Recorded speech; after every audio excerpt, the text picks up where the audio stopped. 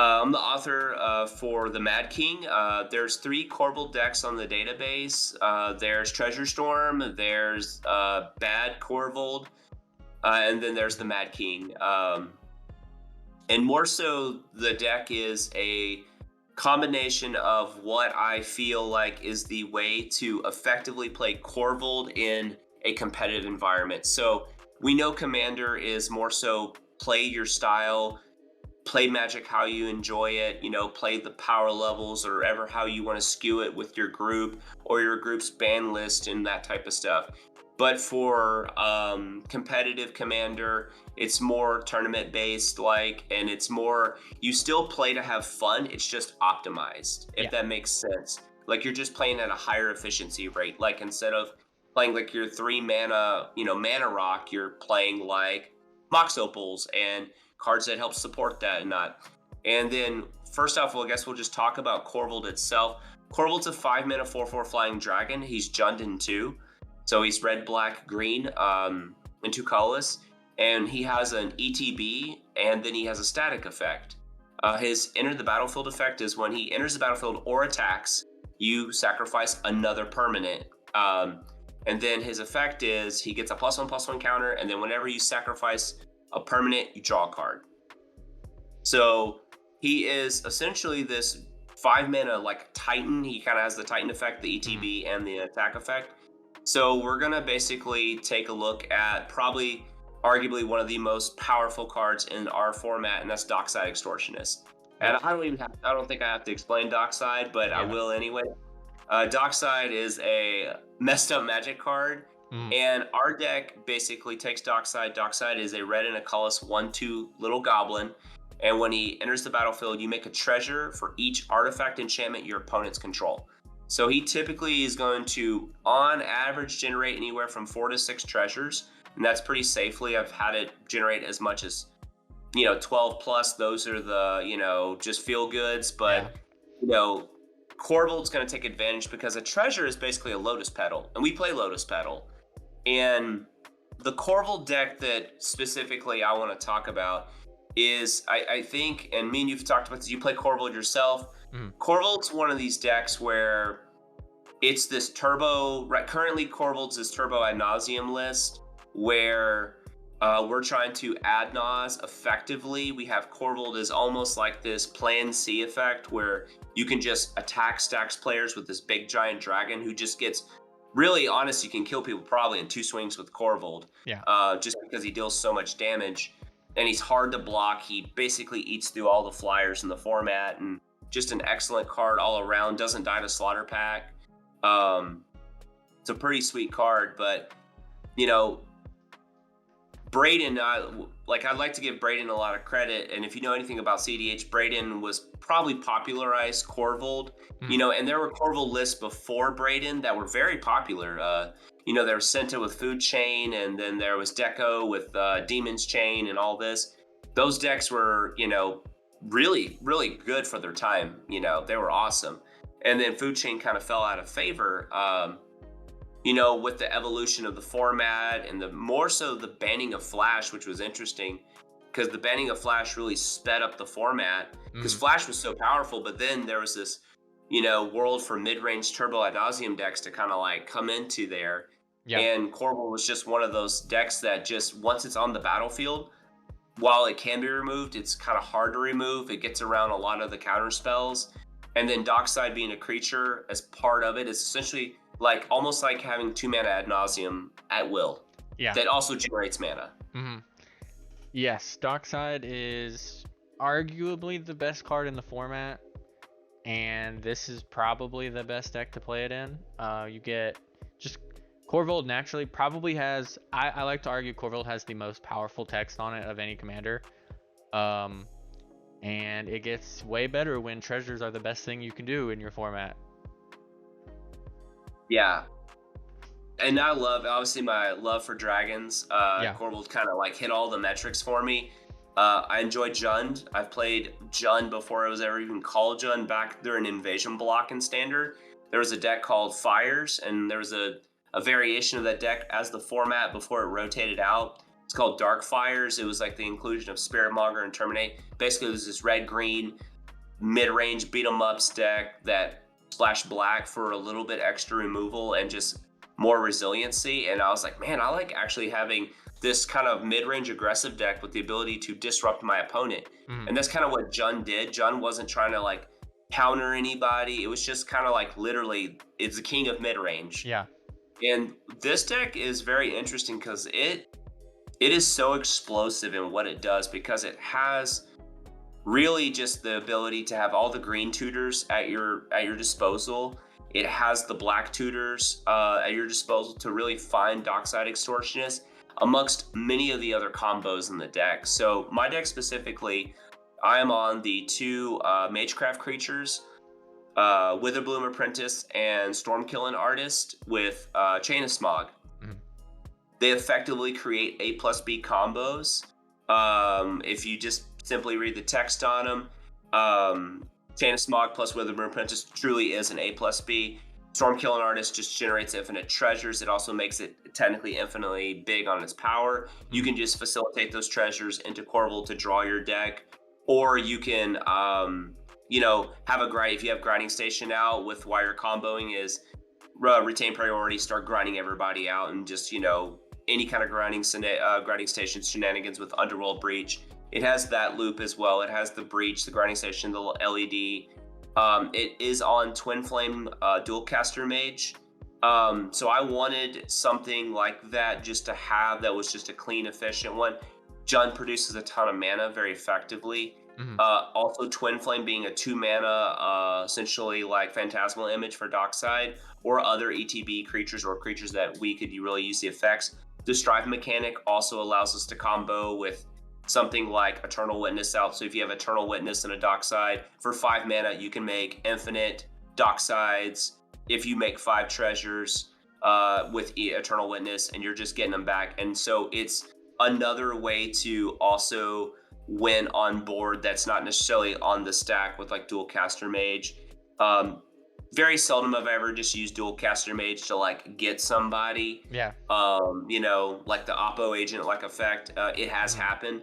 It happens more often than not now than it did with Orcish Lumberjack in my list. Yeah. Which I've been on and off Orcish Lumberjack in my list, but I finally fully come around to Orcish Lumberjack because I made a big concession about what I want my deck to do, that I've gotten some pushback on it, and but I haven't regretted it since. We'll talk about that later. Okay. And then it has a Corpse Dance loop combo in it.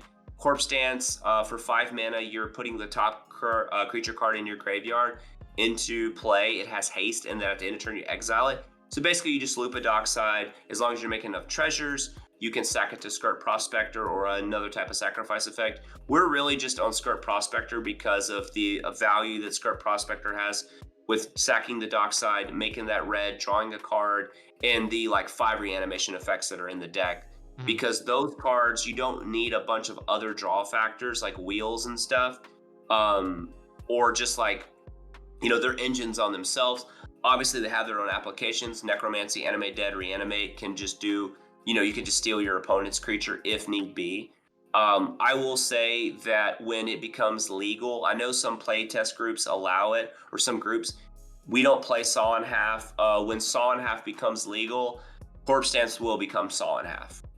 Because of the applications that it has in the deck, aside from just comboing, it's just a really good card, and it fits exactly what the whole frame of the deck does. Yeah. But that's the 3 major combos in the list. They all actually happen to layer on top of each other.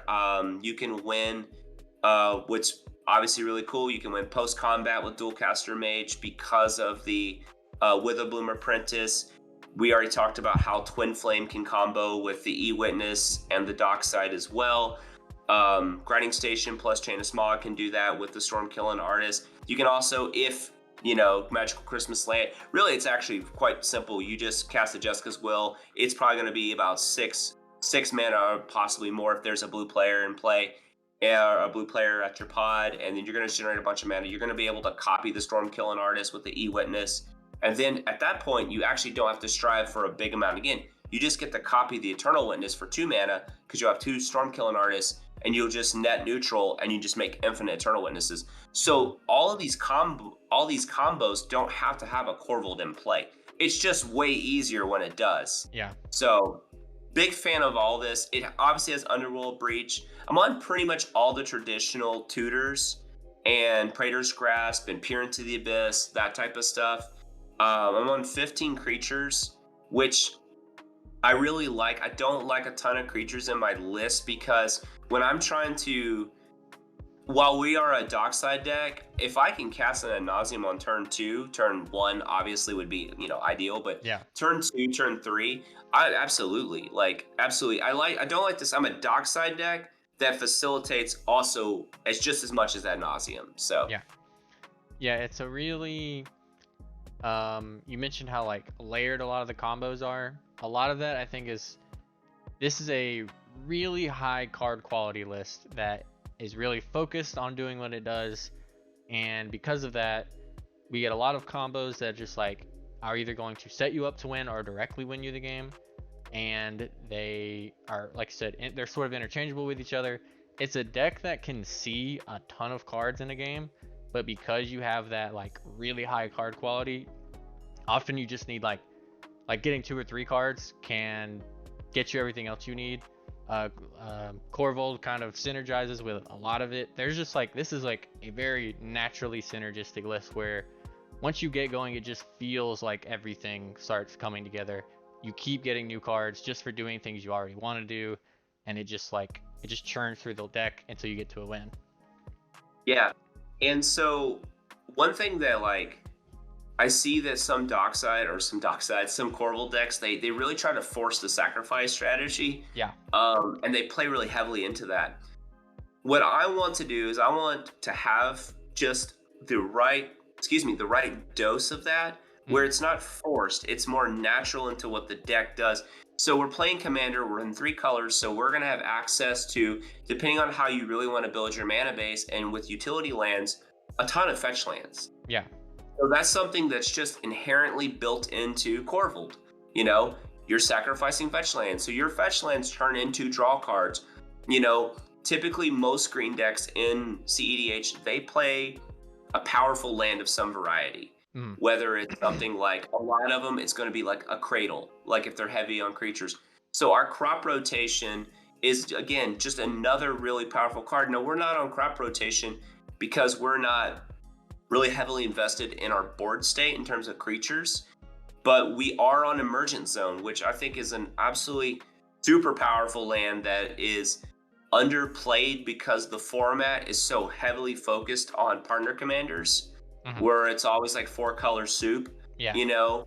And Emergent Zone doesn't really get to shine in those decks nearly as much unless they're green based. I've seen several green, like when they're like primary, like a blue-green deck, and they're really just kind of like splashing white and red, and then but like these like a 2-color deck, or these 3-color decks that have the resources or have access to green, Emergent Zone is just so powerful. And again, you have to just draw a card off Emergent Zone if Corvold's in play. And it's not like, oh, we got to play this land because it sacrifices. No. Yeah. And I see that a lot in Discord. So Discord people will come in, and people are always curious, like, what about City of Traders? Because it sacrifices.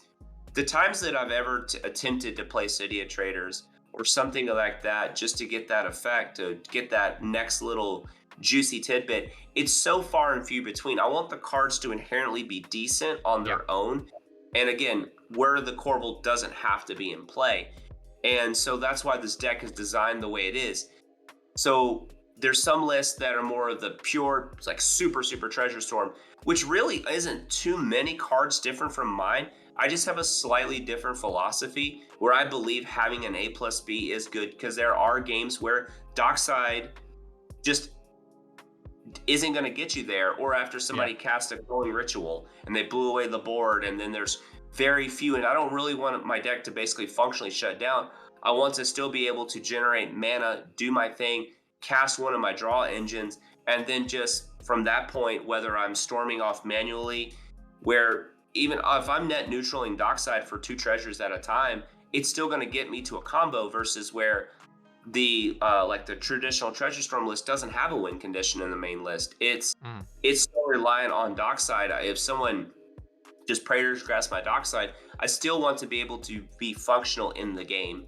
So that's why the list is designed the way it is, to not have a bunch of overlap. Also, I really, really value CMC of my deck. You know, people try to jam like all these new treasure cards in the list, like the Grim Yeah. Hirelings, the Professional Facebreakers, the Ruthless Technomancer. Mm. And that one is the card that people are really, really trying to like push and hype right now. Yeah. And you know, and all these cards have applications.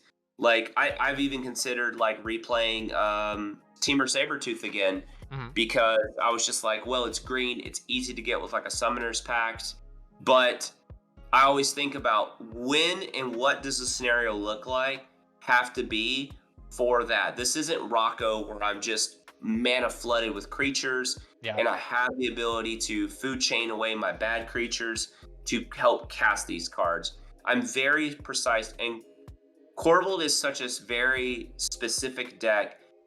Once the Dockside gets going, yes, it's Magical Christmas Land and you're just doing your thing. But the times that when you're casting your cards, you're very, very much like fine-tuned. It's very much like playing old school like RDW or something like that. Mhm. Like you only have a certain window because you don't get to compete on the stack very well. Yeah. So all your cards have to be really impactful. I just, you know, we've talked before about like nuance. Nuance is so big in Magic. I just want like this deck to just basically be like, hey, here's what it is. Cool. If you like my list, awesome. If not, here's a complete sideboarded guide. Even though we don't sideboard in cEDH, your meta's shifted. You know, like, oh, I'm going into tomorrow's game with my buddies and they're all playing, you know, these decks. Okay, these are a few cards that I could like maximize my chances. So we touched on this. So I don't play Pyroblast or Red Elemental Blast. And that one's been pretty interesting because those are always automatic includes. And it's fair to say when you set down in a pod, there's more likely a blue player. Yeah. But what I want to do is what the deck does best. And that deck facilitates, you know, it's trying to like tutor up Dockside. It's trying to establish one of the pieces. It's trying to go for like an Underworld Breach combo, or it's trying to get a Dockside going. It's trying to get a big Corvold into play to start drawing a bunch of cards. I would rather have cards that are more impactful. So I started like running some numbers and started thinking about it. Like I had someone comment like, oh, I bet you'd rather have this card because, you know, what if they have a Rhystic Study in play? And I'm like, well, it's blue. They're probably already start with the Rhystic Study in play. Yeah. That's how I feel every time I play against it. But I don't put myself in those scenarios. I don't like to think the woulda, coulda, shouldas. Yeah. I like to go, okay, what's the best card for my deck? Is it a Pyroblast or a Red Elemental Blast, or is it an Autumn's Veil? Veil of Summer is just so powerful on its own. You know, it is essentially a green counter spell in the deck that also draws a card. Yeah. And does some really cool things. I was able to like even beat a fight through a Burgulus through a Tobolt's Trickery because they just didn't know. They just completely forgot that it says can't be countered versus blue and green, you know, or blue and black. So yeah. You kind of touched on with, I think a lot of what we might consider really effective deck building requires you to focus on not like a few scenarios or like the couple games you've played. You have to focus more on, like, if you want to build a really tight effective list you can bring in any pod, you have to focus on like, what does the average game out of like 150 look like, and how is this deck going to perform in that, and like what is my actual like purpose in the game, in the deck, like what role am I going to play? And you have to build into that, because over the course of that 150 games or whatever, you're going to draw those pieces that aren't really synergistic with what you're trying to do, and you'll be like, sometimes those scenarios will come up and you'll wish like, okay, if I had Red Elemental Blast here, yeah, I would have won. But then you'll be in way more instances where you're trying to storm off and you're like in top deck mode and you draw Red Elemental Blast into dead card, because it doesn't go into that like turbo super high card quality mentality. That's more of a reactive piece, and this is a very proactive list. And I don't want to be confused because like a lot of times when people will talk about this, they'll say, "Don't put bad cards in your deck." I think that's a bad way to phrase it. It can be easy, I think, to fall into that trap, and I don't think you're a bad player for thinking like, "Oh, but what about this? I should put this in here." It's just like you should know that you want to think about your games in a really like in a zoomed out perspective instead of like what you've had, because all of us relative to like the amount of experience we really need to build these perfectly are completely inexperienced. So like trying to think about that zoomed out perspective can really help you, and that's what this list tries to do with cutting cards like Red Elemental Blast, Pyroblast that don't further your game plan. Yeah, and we've touched on this because it's a big point of, because there's so many good Magic cards that have been printed lately, and we're at I think also at a critical juncture where if somebody like wanted to really play a more grindy mid-range Corvold list, it's probably decent, and we've seen it. The Japanese meta has shown that those decks, they do okay. But what I've noticed is if you take the last tournament amount of data, and I haven't quite looked at the updated percentages, but like Treasure Storm at one point had a 44 win percentage. When they first, when I think it was a Squirrel Mob who was doing that, the information gathering on the data gathering on that. So that was really, really fascinating that Corvold had the highest win percentage at the time. And that was like a few months ago. I haven't checked that recently. I also can't find it. I don't know why I can't find it anymore, but it's probably somewhere like through Reddit or whatnot. I think they post them like, I saw they posted the most recent ones. I think Squirrel Mob posted like the top 10, or Ken posted it. I guess it might be on cEDH.guide. I'm not sure where it's at now. That's usually where I go for that kind of stuff, but yeah. Yeah, and so it really got me thinking too. And at the time, if you want to go back, well, let's say around Strixhaven, so around Strixhaven, so right before around Strixhaven, if you look at Corvold, like people could kind of get away with playing different cards. And I think too, based on your meta, there's very specific cards that I would consider, especially if you're going to play that style of deck, things that allow you to further your game plan. I know some people still like Squandered Resources. I very seldom am I in a game where I'm really past 4 mana. Yeah. And so Squandered Resources just isn't a card I'm interested in, because if I'm investing 2 mana in it a turn, and then I'm only going to, let's say, net 1 mana, especially if it's the Storm turn, it doesn't really like play into what I'm trying to do. Yeah. Is like a card like Squandered Resources like effective with Corvold? Absolutely. It's just essentially Rain of Filth, right? Like just in terms of the effect, not necessarily the mana value. But then when I think about what the deck wants to do, it wants to be really high density on these instance and sorcery spells that kind to overload your opponent's like resources.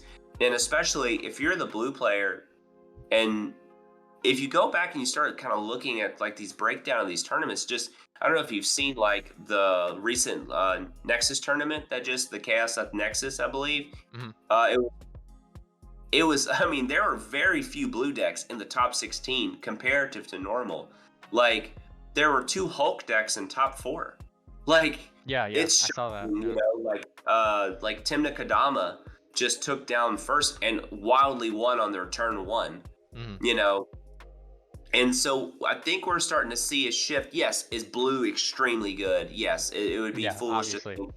We're not trying to say blue's not good, but when I have a deck that's, Pyro, Red Elemental, Autumn's Veil, Veil of Summer, and Carpet of Flowers, while Carpet of Flowers is different, it still has a requirement. Those are very specific cards, and I want my card quality to be high. Like, what's better, me just like randomly drawing like a Pyroblast or a Summoner's Pact? Yeah. Well, I'd rather have the Summoner's Pact, because the Summoner's Pact allows me to acquire whether a combo piece like E-Witness, Witherbloom Apprentice, or, even using like a ramp effect to go get a Tender Wall with the Storm Killing Artist out. Yeah. Basically turns into a 0 mana, make a treasure, make 2 more, draw 2 cards. Like that right there is just utterly good. It helps your Necropotence turns at the end of the end step when you're going to discard. It allows you just to generate material out of nowhere, and it being 0 mana is pretty good. And I wouldn't be shocked if we don't get some other stapley green creature kind of in the near future that would help facilitate in that deck. It wouldn't take much to do that. But then also upon cutting the blast, I wanted another piece of removal. So I keep Nature's Claim because Nature's Claim is 1 green catch-all. You know, it kills my own Necropotence, which you would be shocked to have a card that's multifaceted like that can kill a Necropotence, your own, while also being effective against your opponent for 1 mana. And that's one of the very few cards that actually does. And the 4 life of killing your own Necro really matters too. Yeah. It allows you to safely Necro up to like 35 life, or even or paying 35 or even more. And then you just being able to blast your own Necro and then just kind of go back up. So then you can actually gauge your life a little better, especially if there's any form of combat that might be on the battlefield that you, worst case scenario, because you're just trying to win, but if I know I can't win, what can I do to mitigate that while still having maximal resources? So Corvold, that deck does a very good job of that. Is I put Lightning Bolt back in my deck. And I've tried Lightning Bolt out before, but when I started really thinking about what is Corvold's weaknesses, it's not Force of Will. Force of Will is great against everybody. Yeah. It's Collector Oof, it's Dothy Voidwalker, it's those type of cards, it's Archon of Emeria, it's cards that prevent me from doing my game. So if I have a card like Lightning Bolt that's 1 red, hyper effective, that kills 90% of all creatures in cEDH especially, but then also just happens to combo with the aforementioned Saw in Half, Dualcaster Mage combo, it just serves multi-purpose. And it's one of those cards that I've just like, for a while it was Slaughter Pack, but then I looked at what Slaughter Pack does. I'm not a Hulk deck, so Slaughter Pack's not as effective in my list where I can just Slaughter Pack my own Hulk. Yes, it kills Dockside, but when I look at it, it's faster to being able to kill a Tymna or a Dothy Voidwalker or an opposition agent. Those 3 creatures right there is just enough for me.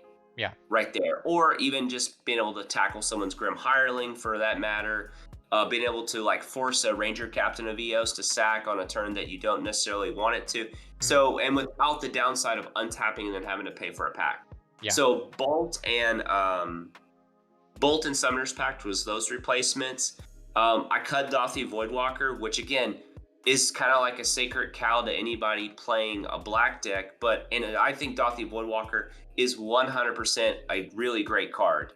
Yeah. It's also a great pivot point for your Worldly Tutor or a Vampiric Tutor or Imperial Seal. Like if you're not going to be in a very Dockside heavy deck, but I was just like, I really want 1 more Mana Dork. And it was really tough because I really love Elves of Deep Shadow. I think it's because I have a foil FNM promo one that I'm like, man, this is really sweet. But it was Orcish Lumberjack, mostly because I stopped evaluating Orcish Lumberjack as a Llanowar Elf. I started evaluating it as a Lotus Petal that comes into play, a more like a 1 mana artifact that comes into play tapped. Yeah. And then it does its effect. That's what I started looking at it as. And when I thought of it more like that, and I really just didn't prioritize like, oh man, it's just like I got to sack a land and then Corvold's going to eat something. When I just thought about how explosive it does with like your Twin Flame lines, obviously your Dualcaster Mage, it enhances your Peer into the Abyss. It just happens to give you 3 for your Ad Nauseam. When I started looking at it like that and facilitating the mana constraints in the deck, it was pretty much a no-brainer for Orcish Lumberjack. So yeah, it definitely plays into that sort of like we kind of need to be all in. I think one thing that can get people misled when they're looking at Corvold lists is thinking of Corvold like a value engine, when really you can't. He's got to eat, so you can't really generate stuff. And with Corvold, like blue is better at doing that, and if you try to play into that plan, it's gonna be really hard to beat somebody who can run Rhystic Study and Mystic Remora when you're having to get rid of stuff to get stuff. So he's more of like he lends himself extremely well to that sort of like, okay, this isn't what I need, let me get to the next thing, and like go fast. And you kind of touched on a lot of what I think like you touched on how blue sort of underperformed, I guess, in that tournament, and how like blue's strength isn't in winning the game. I feel it's in either accumulating resources or stopping other people from winning, which is worse than winning. It's kind of my logic. Like winning is like sort of an infinitely good thing you can try to do, and the payoff for winning is like, hey, you win. So if you fail at winning, you know, it's whatever. But like, I think as you see like Protean Hulk decks, they tend to be way more proactive, and like I generally proactive stuff is going to be really good, and I think leaning into that, especially with a commander like Corvold, is going to reward you because he just naturally wants you to just go. Like you're more of a, instead of an engine, he's more like a recycling or a mulch maker, where it's like you got to get rid of something, but you're going to get something back. And leaning into that, I think, tunes the deck just naturally. Like making that decision to do that, I think makes the deck work a lot better. Oh yeah, for sure. Give me one quick second. Yeah. One quick second. I'm gonna grab some water real quick.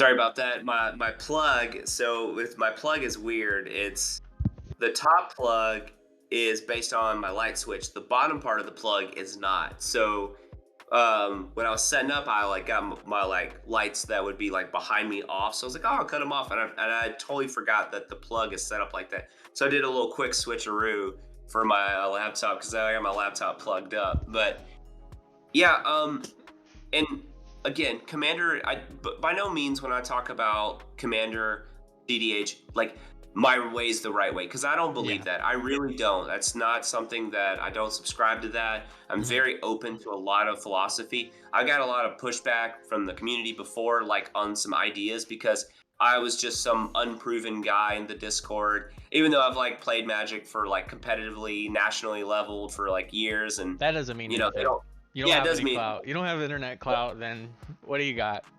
Yeah. So, and that's, and you know, it's like Discord is almost kind of like you have to pay your dues in Discord and, you know, create that environment. And I'm a very like, I'm only going to really speak on things when I feel like I can add value to something or help somebody else. It's just kind of my nature. So, and plus, I don't have time to type a bunch of responses or on either it's on my phone or not. And that's just something like, I'm like, someone asked like, well, what do you think about this card? And I don't ever like to just give an answer.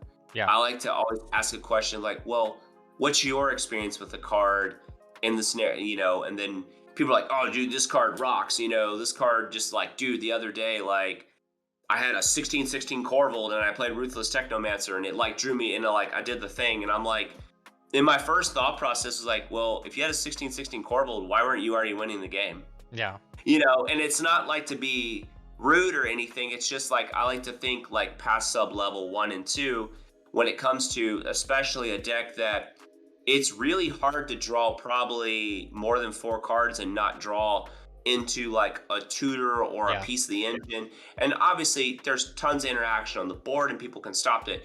I'm talking about the deck specifically and not what everybody else is doing. I can't worry about what everybody else is doing. I can only worry about what I'm doing. Yeah. And I think if we start looking at like especially like Corvold, like I think Rograk Tevish does the best job at that. They don't care what the opponent's doing. They're doing their thing. Yeah. They're trying to like literally get you as fast as possible. And the decks are similar to some degree and different in the other ways. But you know, I was talking to Whimsy about this, and Whimsy's list recently got accepted for, in terms of Jund, for their Rograk Ikra list, and it's just like Turbo Razaketh list. That's a Hermit Druid deck. And I just didn't know the person. I just reached out to him, said, hey, I really like your deck. It looks very clean and efficient. Thoughts on Pyro and Red Elemental Blast? And then we got into this discussion about it, and it was really excellent. It really kind of opened my eyes to my own testing, because I'm just like, man, I really actually like am I putting all these cards in there to maybe stop somebody's like, their mental misstep or their force of will? And then some of the cards that I think about, like, we talked about, like, it's more like it's the collector oofs, it's the Archon of Emirias, it's stuff like that. And then if we're talking about rule of law effects, well, that's what Nature's Claim is for. In fact, Nature's Claim being able to kill like all those type of effects, also being able to kill a rule of law creature in Eidolon Rhetoric. So when I started thinking about the multifacetedness of these cards, that was kind of the ingenious behind Braden's list. And I understand like Braden's deck because he is pretty much all in on Corpse Dance, because that's what that deck's supposed to do. And we just don't have that. We're not worried about, like, if Corpse Dance gets stopped, whatever. We have multiple different ways to facilitate a win out of the list, aside from just something like a Praetor's Grasp. But, I cut down on the wheel effects because most people play like both wheels. And I'm just not big on Wheel of Misfortune. Our life is our resource. We're already on Ad Nauseam. We're already fetching, possibly shocking. And we really want to maximize that because Necropotence to me is just a better card for what the deck's trying to do than what Wheel of Misfortune does. And I think Wheel of Misfortune is a very fantastic card, but for what our deck's trying to specifically accomplish, it's what I want to be able to do. I want to be able to basically present the ability to draw so many cards and win in the end step. It's just such a fantastic card at doing that.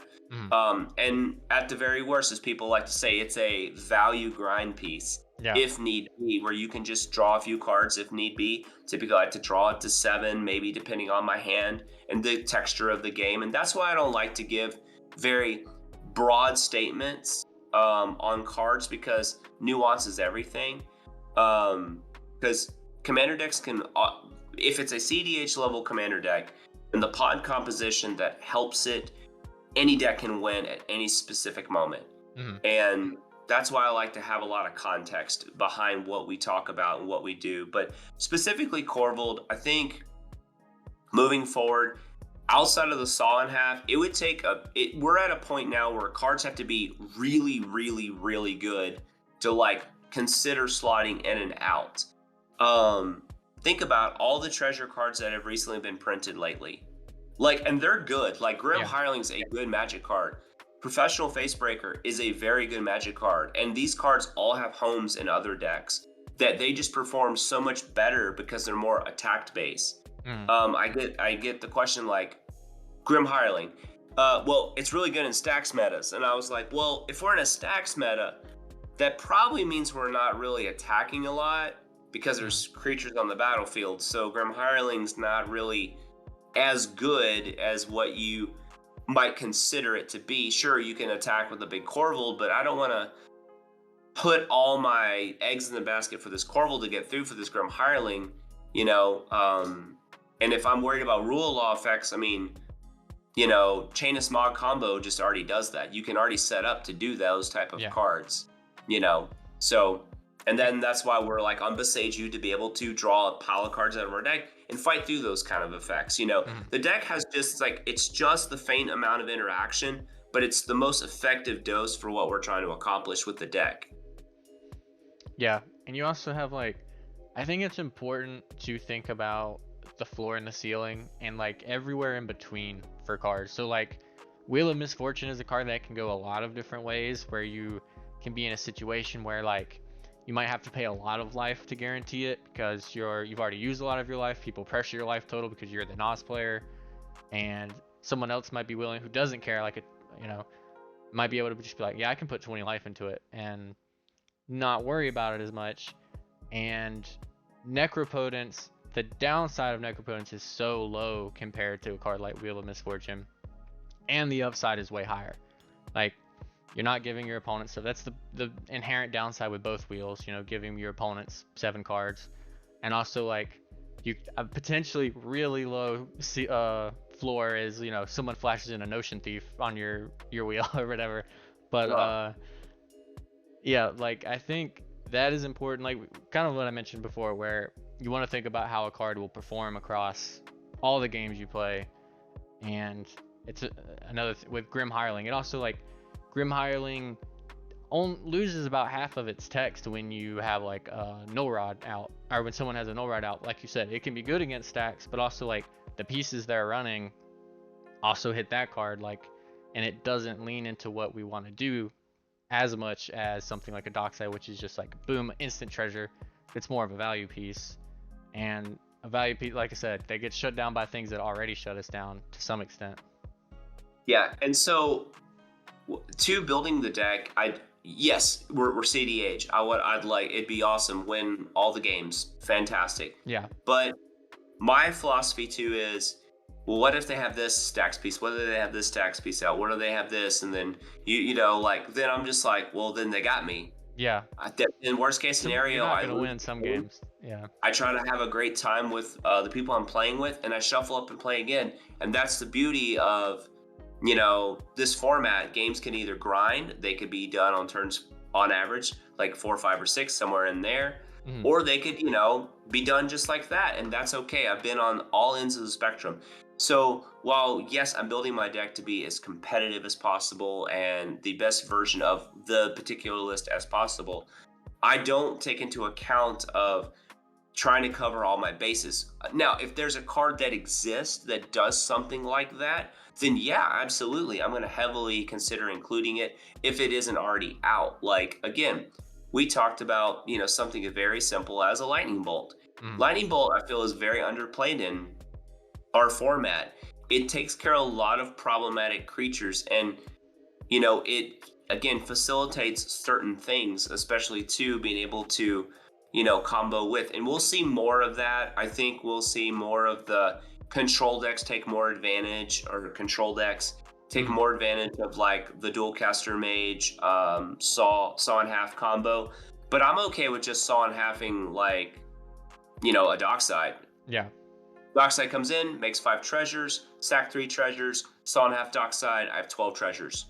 If that resolves and I have a Corvold, or I'm about to cast a Corvold, I feel very confident that I'm just going to win that game. Yeah. In such a way that allows me to, or just do something that's going to put me so far ahead that I'm going to, like, I can't win this turn. Fine, I'm going to draw into a Final Fortune, cast Final Fortune, untap. Yeah. You know, and I'm very old school. Like, I like and it's weird saying this, like, because cEDH is like a year ago, that technology, people are like, oh, dude, it's old. But, like, you know, there was Braden, and I give Braden a lot of credit. I give a lot of people credit where credit's due, especially when it comes to decks, because these decks were already out before mine. Like, Coco's list was out before mine.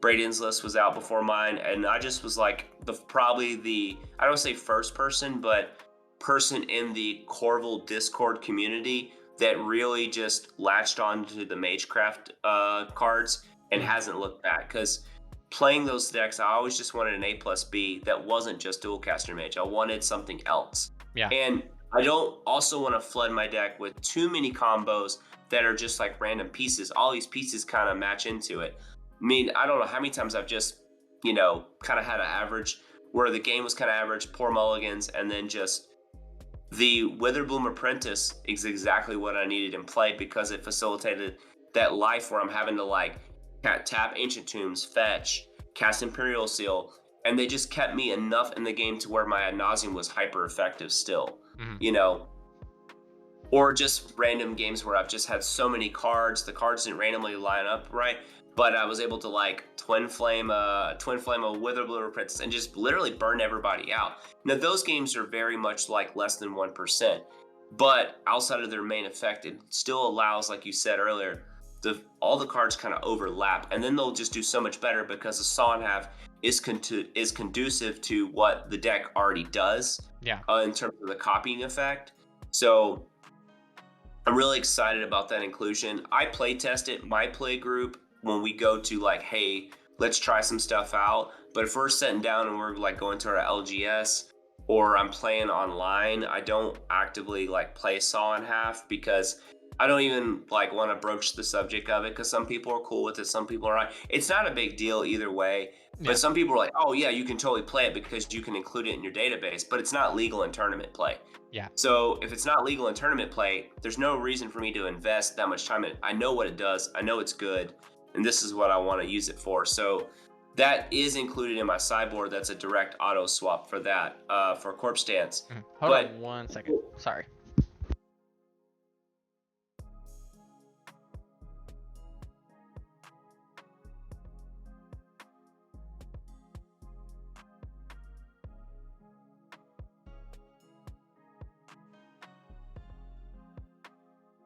Okay, I'm back. Okay. But we were talking about, people can, like I said, people can build their decks ever how they want to, and that's the beauty of Commander.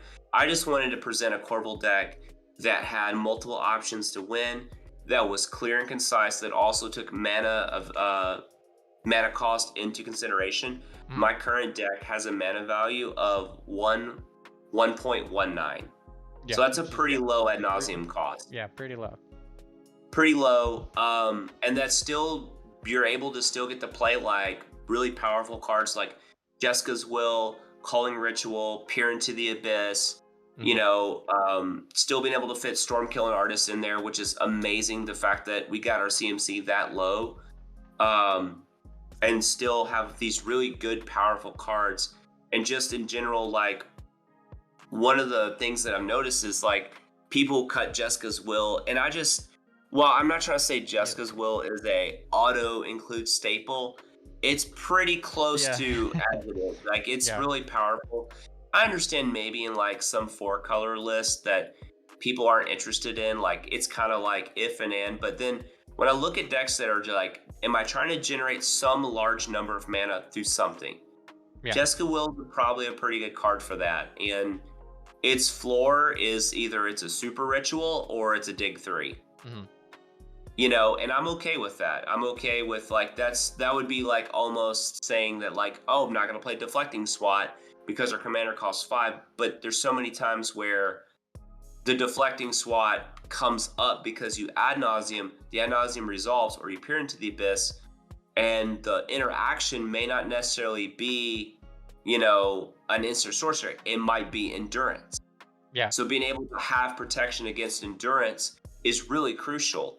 You know, now luckily if you cast those cards, you typically can kind of always find a way back into the situation because you're just, you know, playing with house money at that time. But, you know, that's one thing I really love about Corvold. And while, yes, Corvold grinds value, he's not just like grinding this value every turn and the boards are stacked out and all that, because you have to replace those permanents with something else. And so that's why I don't like to look at Corvold as like this, you know, super value engine. I'm not playing like Grist or a card like that that just generates material. The material I'm generating is treasures. You know, and so like the most grindy value play for me is like Animate Dead, Necromancy my Dockside, go to attacks, sacrifice the Necromancy or the Animate Dead, draw 2 cards, because sacrificing it will sacrifice the Dockside. You know, that's my grind value play. But typically, if that's the case, then I'm probably going to try to just present a win post-combat based on just what just happened, you know. But I couldn't even imagine a card right now that would come out that would facilitate, that would just automatically have to be in the deck. And again, so people think that like Korvold and cEDH is this super, and I think Treasure Storm might actually just be like almost like, oh, you just have to play all these treasure cards. And yes, treasure cards are great with Corvold, but we've talked about this. Corvold's the best Dockside deck, in my personal opinion. I don't think it's the best treasure deck. I think there's other decks that utilize treasures in a multi-different way that appeals to what the game is, like the Tropical Malcolm list that, you know, can do things with like Facebreaker, obviously the Glenhorn Buccaneer stuff. You know, I think Magda was one of those other ones that just kind of just insane combo with how many treasures you make. I feel like Magda's kind of cooled off a little bit. Because I mean, people short attention span, and also like once a deck like that gets a lot of attention for the first time, and it's like now people kind of know about it, we acknowledge it, and it's not as big of a deal, I guess. When like it took that event to kind of be like, okay, this is a real deck, I guess, and now it's sort of like at that status. Yeah, it's like there. It's like kind of like, okay, it's cool, it's a deck that you would probably see. it took a lot of hype, I think, away from like Godo, because like you Yeah. got all these mono red people, and I just think Godo is like one of those decks that's just in a weird space, because like Godo's like this combo deck, but with all these different stacks pieces in it. It's like Godo's kind of like, it doesn't, it while it has like a plan in it, I think it suffers from being mono red. Yeah. While like I think Bergie, while being, I don't want to say worse, but Bergie may not have as much impact as Godo has had on the format. Bergie is much more like well built in the fact that it's doing its thing, and that's what it's doing. You know, I think it also lets you, being in mono red, like you really like the obvious two best cards in red are Underworld Breach and Dockside. If you're able to take advantage of both of them like Bergie is, then it's really good. Like Godo, not really an Underworld Breach list. Can't really. And it's also like, you mentioned how tight Corvold is. Godo is like extremely tight. Like they haven't been able to update it, and it was a big issue because the cEDH database took it down, because they were just like, there's nothing we would change about this list. There's nothing new. It's a good example of a deck that has like, this is our plan. This is what we're going to do. We're not even going to think about new cards if they don't actually push that plan. But yeah, if the lack of colors, and like you said, Bergie being able to like, it makes other cards good, I think, which Godo kind of doesn't do. So Bergie's like really flexible in that regard. Like any new red instant or sorcery that is cheap and draws you cards, kind of like the same way Quark Sakashima gets updated every single set. Oh my god. Bergie is kind of in that same regard. They maybe need a little bit more niche. Quark Sakashima, it seems like just anything you can throw in there, and there's always a new instants and sorceries that are cheap. It's just always happening. And you know, the community behind that is so strong, and then you have someone like Ken, who, you know, I don't know a lot of people in the community too much. Like I'm in a few discords, like I'm in like Play to Win, I'm in the Corvold Discord. I like follow like some of the discords that like my decks are in. I'm in the cEDH Discord, and then the deck database Discord.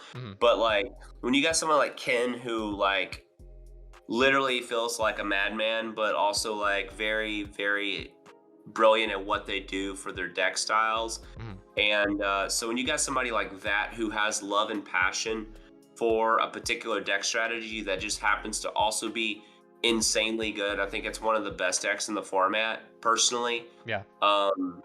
It really kind of goes to show like when a deck cohesively comes together, it's just so good at what it does, and they're just going to keep printing cards that effectively go into that list that are going to help that deck. I mean, and then like, I want that to be the same for Corvold. I mean, I don't know what it would look like. I don't know what it would be. I always jokingly said, if we could get a red Velasummer for blue and white, oh man, I would be like over the moon. Like a card that like silences and maybe like hexproofs your guys. I don't even like, if it draws a card, great. If not, whatever. But it could be like a red card. Yeah. So I'd be pretty happy for that. It sounds like something that would never happen, but we are living in a world where better Yawgmoth's Will is in red, and you know it's ridiculous that happened. But yeah, I mean, it could happen. That's like, it's for something really like a red Ranger Captain. You know, that a red Ranger Captain that can get Dockside. So basically, if you give me like an Imperial Recruiter that had Ranger Captain's ability, we'd be A-okay. Oh my. Yeah, that would definitely be a big buff. Yeah. So I do want to touch up. Sorry, go ahead. My apologies. Oh, I was just gonna say, yeah. I mean, it's hard to know when. You kind of mentioned how like you don't feel the need to test with Sonhalf because you know it's good, but also it's like, we don't even know the environment. What, like, I think people underrate how much cEDH changes every single set, because like it's such a big environment to begin with. When like, well, I don't know, like each deck gets a little bit from a set, it like shifts the environment, I think, way more than we can kind of realize. And we don't know what Unfinity is gonna, like, the rest. There's like 2 cards revealed from that set, and it's already like, okay, yeah, this is gonna completely change cEDH. So it's hard to know exactly. Like, we might get red Veil of Summer, or white suddenly has the best turbo commander in the format or something ridiculous like that. It just happens all the time now because we're so focused. Product is so focused on commander that it's changing constantly. Yeah, and just also just to keep Corvold like to that level, and I just feel like Corvold's very under rep. So Corvold in the casual community is, this is gonna sound kind of silly, but Corvold's kind of becoming like the Imagine Dragons of Commander. Like you either really like Corvold or people are just like tired of hearing it because it's just effectively so good and casual Commander because it just breathes and draws cards. But Corvold in cEDH isn't nearly the menace as it would be in regular Commander. Yeah. Because it's just different. So, and I won't even, like, when I look at Corvold, I just feel like it's very underrepresented in our community because I think there's a lot of it's got I still see tons of food chain decks. Cool, that's rock on, play food chain if that's what you really enjoy. Yeah. And if that's a financial restraint or anything like that, I totally get it. But I just would I'm just like, man, can Braden come back and play Corvold some more? And it's always funny because people think that Corvold's a super easy deck. But when you watch people on camera, especially on streams, like the MLC or just people that are playing Braden's list, they literally stop and they go, I don't know what to sack my treasures for. Yeah. Or they don't know their own lines of their deck. It's it can be, I think turbo decks in general can get that sort of reputation where it's just like, yeah, you just draw a bunch of cards, get 5 mana ad nos. But yeah, especially in this one, so this version of Corvold has win con, direct A plus B win con, so it can make it a little more straightforward than some of the other lists that are Praetor's Grasp is their win con, or trying to chain together something with Underworld Breach. But yeah, you will definitely get in situations where you're just the color of mana I crack this treasure for will determine if I'm able to win this turn or not, and you have no information to know. So some of it is a little guesswork and random and getting lucky, but it's also just okay, what is my out here? Is there anything green in this deck that will save me right here, or that will get me going? Or am I better off cracking black and then knowing the list really well and knowing okay, well, the list leans more red, I'm more likely to get this. And then there's a lot of decision making in a sort of manual storm type of list like this, where you are just trying to get to that next thing and just sometimes getting to that. Sometimes it's obviously Magical Christmas Land, you get to do Dockside 5 times, you don't have to think too much. But in the average game, you're going to be making more decisions than that, where you have to think okay, what do I sack to the Korvold ETB? Do I need to go to combat first to get the Korvold sack to draw, but then dual casters offline for the most part? And yeah, there's definitely a lot of decision making, and it's not as in casual, it's both famous and really infamous because, like I said, Corvold has very good text on it that makes it really easy.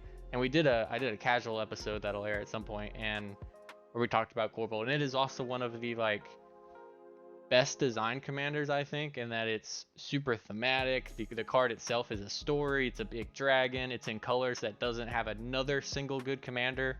I would argue.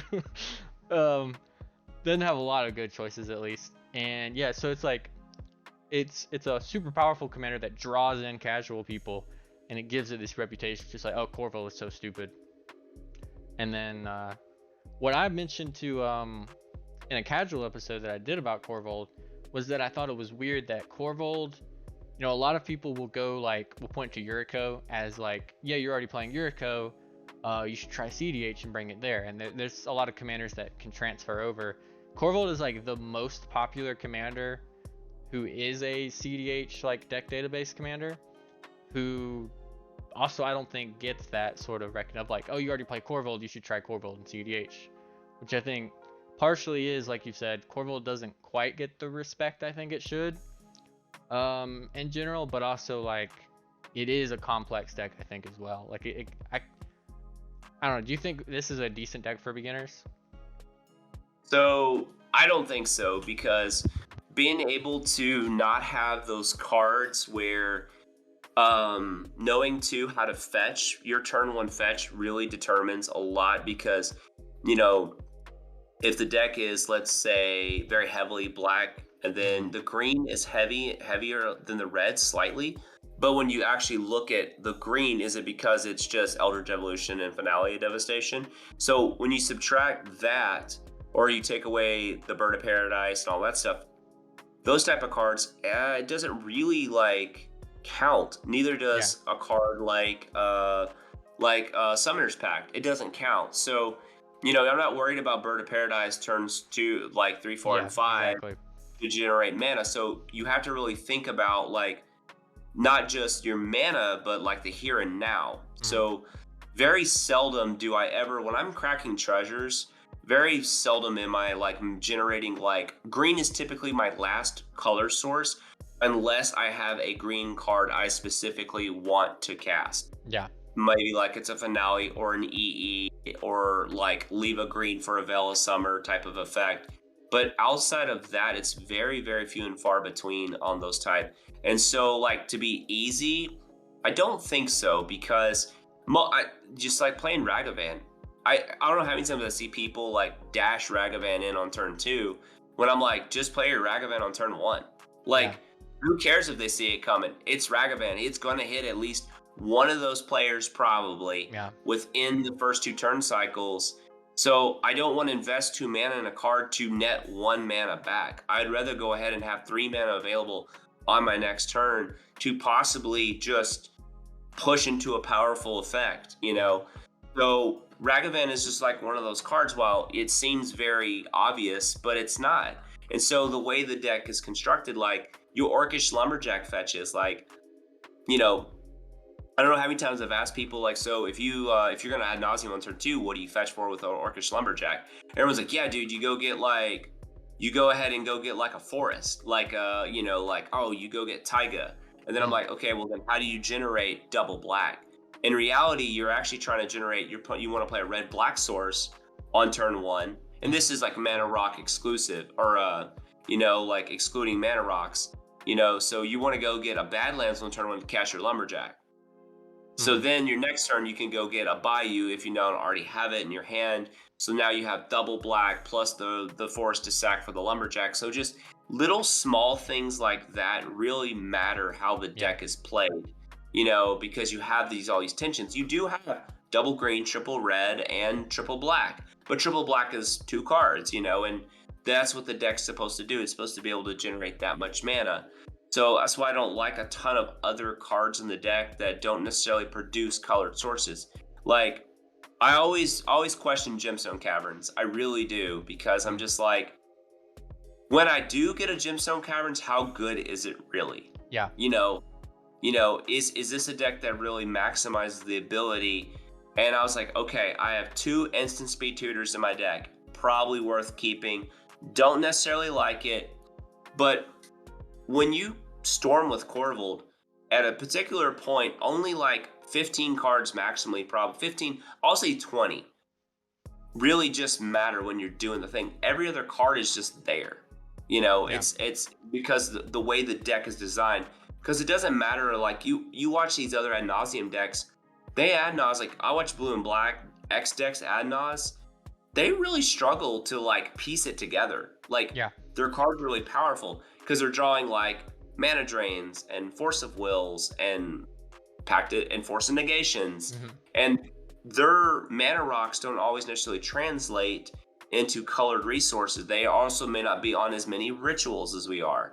They don't have their redundancy of looping Dockside, and when I mean looping, I just mean like unearth, reanimate, those type of effects. So this is what a deck does.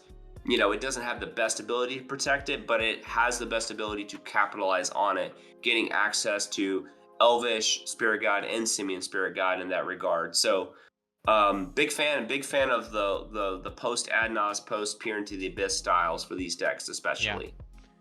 Those, a lot of like what could be called turbo decks, especially in blue, they could honestly maybe be more accurately labeled like a mid-range ish. Like they lean towards that. Like they're maybe not as like able to grind or as willing to grind, but because they are leaning more into that reactive playstyle, they're inherently have to make sacrifices for the list for it to be able to, and a lot of times that does turn out into like you get little bits of things that are useful in the post Nas, whereas in this deck, if you get even a half decent Nas, you're probably gonna get there. If nobody stopped the Nas, you're probably good. Just because, like I said, it's so focused on that proactivity. And I also want to think I kind of agree with you. I think going from casual commander to Korvold cEDH is probably going to be a little overwhelming. But though, if you do, like you mentioned, how like you have to plan ahead a bit, I do think people with like a lot of modern experience or maybe legacy who really have to like plan out their pips and like what they're doing for like the next 3 turns and are really focused on that sort of efficiency, that would probably transfer over to this more than like casual Corvold, where it's just like it kind of is as easy as people think it is over in casual Corvold. Yeah, I can agree. I could definitely agree with that. It's like almost like Tulane as well, or Hullen, as someone corrected me on one time. I was like, wait, what? Hullen? Yeah. The Tulane? No, but where these commanders just kind of do their thing. And but yeah, if you got somebody who's like, if you play Ragavan in Modern or before it was banned in Legacy, being able to knowing how to navigate like your first turn or two with Ragavan, or what's your mana source, especially if you're like going Ragavan into like Dothi Voidwalker, that type of stuff, that does translate very well, because you will understand that. And there's like an Underworld Breach in Modern right now that's just pretty wild. It's just like Grinding Station Underworld Breach with Mox Ambers, and it just like does the thing. It's super fast. It's like one of the better decks in the format currently, because it just is so proactively powerful. But this list in particular, there's 2 cards I really want to touch on that kind of, I think people just assume that they're just one is an automatic including green decks, and that's Eldritch Evolution. Yeah. So when we look at Eldritch Evolution, we go, cool, it's sacks a card, draw a card off Corvold, go get Dockside Extortionist. But when we start trying to think about the cards, because even though it's in the 99, there's a lot of cards, there's particular play patterns, especially when you have a maximum amount of tutors and the ability to draw, that your play patterns are more redundant than not. And when you Eldritch Evolution, especially playing a deck like Corvold that is resource hungry, that's eating up a lot of things to like Calling the Weak, or if you're on Infernal Plunge, those type of card effects, Diabolic Intent, another card, or just your Korvold ETB on that fact. But your Eldritch Evolution really needs to be impactful. So what are your targets? So Dockside number 1, cool. It's another way to get Dockside, great. But what if we're sacking Dockside? What is it getting?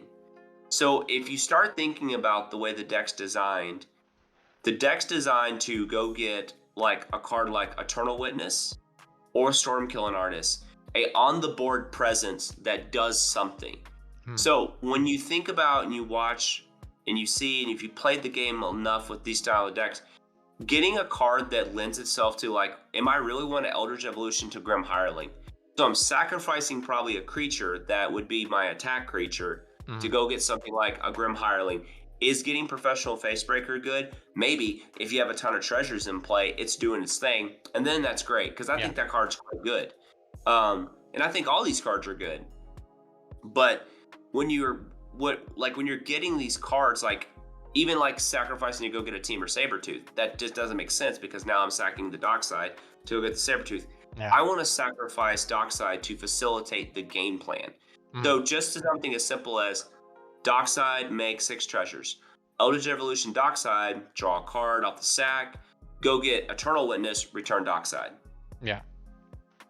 It doesn't seem broken, but in what Corvold does, you just did better than what any Wheel of Fortune effect could ever do. You're going to draw a bunch of cards, you're going to thin your deck out, you're going to now set up. Now I'm going to replay my Dockside, sacking 2 treasures, drawing 2 cards, making 6 more treasures. probably been able to find easily a twin flame out of that in some capacity, and then just winning from there. So it's not just about that I'm like, oh, gotta have Stormkill on us, gotta have Eternal Witness. It's I want to use every piece of the Buffalo, and I think about my lines because the Eldritch Evolution lines are so crucial to what the deck does. Same with Finale Devastation. I want to be able to go get an impactful creature that can immediately affect the board state and not have to attack or require something else. Because Corvold, while it being a big dragon, the deck doesn't attack very well. And I'm not willing to start putting in a bunch of creatures that do that. Like, I think Hope of Guilpert's a pretty solid card. It's not quite what I want. Now, if it was sack Hope, silence everybody, I'm in. I'm so in for that. But it has to attack, so it's got a delayed effect.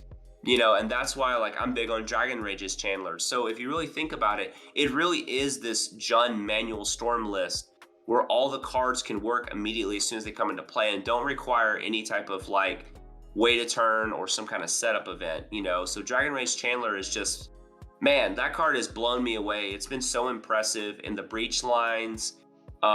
It does get to a point to where you do get to just kind of attack down some of the Ad Nauseam decks a little bit. Occasionally that becomes a facilitator in that, but man, it just allows you to really abuse your treasures because you're sacking your treasures, you're being able to add the mana immediately, you can respond to the Korvold ability by Vampiric Tutoring, then choosing whether or not, like, oh, is that a card I actually want? Cool, I can still respond and sack another treasure to draw it, then I'm going to start doing all these cascading effects.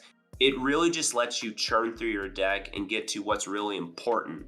Yeah. Because there's a lot of fluff in these Ad Nauseam decks because you don't need some of the cards in them. Like if I'm winning and I don't need like Calling the Ritual, I'm going to bin it. Get rid of it. Get rid of the Abrupt Decay. I don't need these cards. Get me to my gas. Get me to my Unearth, my Reanimates, those type of effects, you know, or just whatever the win con is I need. And that's why, like, a card like Dragon Rage's Chandler, which I feel like, you know, you touched on it perfectly. Modern Horizons 2, I like to think about this set. It had Esper Sentinel, Ragavan, and Dragon Rage's Chandler in the same set. Yeah. It really just blows my mind because I never thought we would be in a day where I would go, you know, Monastery Swiftspear is not even maybe top 2 best red creatures ever printed anymore. And it was, for, to me, the longest time, the GOAT. Like, it was, and I, you know, because Goblin Lackey is kind of its own thing. Yeah. But, like, it's different. And, you know, it was like, okay, Goblin Guide. And then came Swiftspear. And for the long time, people were like, oh, yeah, Goblin Guide. But then Swiftspear just was like, oh, dude, Swiftspear's good in, like, in aggressive decks, kind of, you know, sometimes, like, take your time mid-range decks because it's always going to accrue value. Yeah. And then they came out with Soulscar Mage, which people realized was actually really important, like for red decks to like win in combat. Like, I don't know how many modern events I won because people are always hyper focused on killing the Swiftspear when it was actually the Soulscar Mage that allowed me to beat all the Tarmogoyf decks. Yeah, I was about to say, especially when Tarmogoyf was like actually good enough to see play in modern. That's like Soulscar Mage is because like throwing 2 bolts or something at a Tarmogoyf just feels absolutely awful. And then you have that low margin where it's like you gotta get everything out of every spell. And Soulscar being able to just be like, yeah, you can't block me anymore by throwing that bolt. It's so good. And now we're just in a world of where like Ragavan and Dragon Rage's Chandler are just like just night and day. Like, now, granted, they're 2 different cards, and you know, I still have a modern red prowess list that plays, you know, both Swiftspear, Dragon Rage Chandler. You know, it plays all the bros. Yeah. Which, if you think about the density of high quality red 1-drops, that is pretty wild to have like those 4 specifically available. Like, it's like, wow, like these are pretty good. And then, you know, Esper Sentinel, I don't know of a more impactful 1-drop creature for the, you know, especially for the Commander, the CEDH style format. Yeah. That card is unbelievably good, you know. Yep. It's really when you think about it, they printed DRC and Murktide Regent in the same set. It's just like, oh yeah, they're just absolutely broken. Yeah, that's the one that hasn't obviously very powerful card. Doesn't really translate to our format. Great, great, but just like talk about just like trying to pack your set with just like here's the deck. Here you go. Here's Dragon Rage, Ragavan, Murktide Regent. There you go. You've got a deck. Oh, well, see, So much. they wanted Turbogoyf to be playable, so they just printed Ledger Shredder. So Yeah. so now they just have a better Turbogoyf now. Yeah, it's That I card don't know. is I was like, man, would it really be that much to ask if that card was red? Would that be like just a little too much that you gave me Ledger Shredder as a red Magic card? Yeah. That would have been, because it's like, I mean, it's kind of like a Crom effect, so it's like, you know, it's red, also it's blue. Give it to red, but Draw discard, you know. yeah, But no, Ledger's like that card again. So that's like another example of a card that's like it's great and it's played in every format that it's legal in. yeah, It is that good. It's literally a like $20 rare. yeah. It's Which is ridiculous. crazy. And I'm like looking at the modern tournaments and I'm like, oh, they're cutting Murktide Regents to play Ledger Shredder. And then they're cutting Death Shadows to play Ledger Shredder. And it's Yeah, just that makes like me really sad. I mean, it's like in combination. Well, I think it makes your Drown in the Lock so much better. Mhm. You know, obviously it plays insanely with expressive iteration because now you're typically always getting like that 2-for-1 effect to trigger it. So it's, you know, if you think about it, it's like a blue bird that's kind of with prowess effect and then the connive ability. So, you know, it wouldn't shock me if we don't get something in that realm soon that would go into Corvold, like Dothy Voidwalker. I really would love to play Dothy Voidwalker, and I feel like if I had like a card that I could just slot back into the list, it would be Dothy Voidwalker, because it feels like it's almost like Black Grand Abolisher, and it's really good against basically almost every deck in the format to some variety. You know, just about every deck in the format, but that double black early on does skew what you're doing unless you're strictly on Necro plan. Yeah. And then Opposition Agent, I just feel like doesn't belong in Corvold. That's not what the deck's trying to do. If you really want to look at that style of deck, look at Tevish Tana. That deck's been putting up relatively good numbers. It just aided the Nexus Chaos and Nexus event, and that deck's literally topped several, like it does numbers. But when I look at that deck is structurally different than Corvold. Yeah. Like that is a true mid-range list that's on like some builds are on like, you know, the Skull Clamp package because of what it does with Tevish. Yeah. It's on Oppo Agent. It's on like, hey, if I win, if it's a turbo win, great. If not, I have the ability to grind with these little creatures to draw cards. And that's exactly what that deck does a really good job. It doesn't even play Finale Devastation. It chooses to play Sylvan Tutor over Finale because of the being able to put the creature directly on top. Yeah. And I understand that because also it just allows you to put your Dualcaster Mage on top and draw it. It's just that Finale parlays so well into what we do with the infinite mana or the ability to produce such a large amount of mana that it's kind of hard not to. And it sounds weird, but I always feel like I see a Tevish in play a lot sooner than a Corvold. Because if you ever see people play Tevish, they always have the Jeweled Lotus. So the pips, like Corvold's not the hardest commander to cast, but it is still like, I mean, you got 3 pips. You gotta you know, think about that. But yeah, you kind of mentioned like the deck really cares about immediacy, I think, is the big thing. And like Op Agent can kind of do that, but it's also like you got to leave up 3 mana, and this is not a deck that's trying to do that at all. Yeah. And the same with Dothy Voidwalker. Like and just like it kind of has the same. Like if you're a deck that wants to run a lot of mana dorks, like that same sort of like being able. There are a lot of decks that are okay with playing a card and waiting a turn to get a return on that card, and this deck really doesn't. And it makes things like Dothy Voidwalker, which is an insanely powerful creature, but it's insanely powerful the next turn, you know, for the most part, because you don't care about the Grave Hate as much in this list, because we don't care about what other people are doing that often. Yeah, typically not. This isn't like a Dothy Voidwalker red, black, it does what it does. It also makes like 2 treasures when it comes into play.